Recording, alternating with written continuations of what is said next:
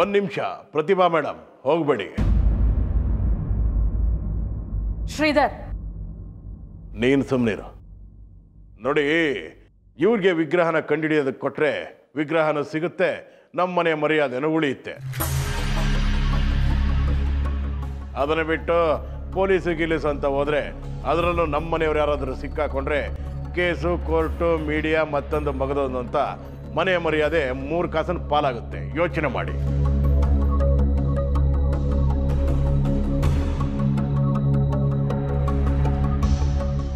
ಕಾಂಚನ, ನಾನೇನೇ ಕೆಲಸ ಮಾಡಿದ್ರು ಅದರಿಂದ ಒಳ್ಳೆ ಉದ್ದೇಶ ಇರುತ್ತೆ ಅಂತ ನಿನಗೆ ಚೆನ್ನಾಗಿ ಗೊತ್ತು.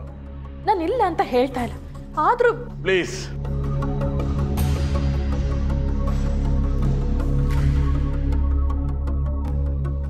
ಸರಿ, ನಿಮ್ಮ ಮನಸ್ಸು ನೋಯಿಸೋದಕ್ಕೆ ನನಗೂ ಇಷ್ಟ ಇಲ್ಲ.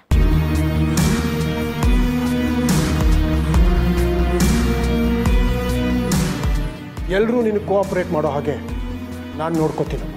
ನಿಮ್ಗೆ ಯಾರಿಗೂ ಅಭ್ಯಂತರ ಇಲ್ಲ ಅಂದರೆ ನಿಮ್ಮೆಲ್ಲರ ಹತ್ರನೂ ಪರ್ಸ್ನಲ್ ಆಗಿ ಮಾತಾಡಬೇಕು.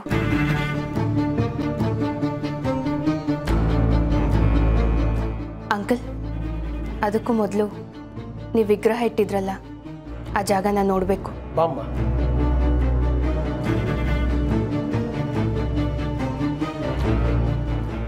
ಕಣ್ಣು ಮುಂದೆನೇ ಕಳ್ಳರನ್ನ ಇಟ್ಕೊಂಡು ಅದು ಎಲ್ಲೆಲ್ಲಿ ಹುಡುಕ್ತಾಳೋ.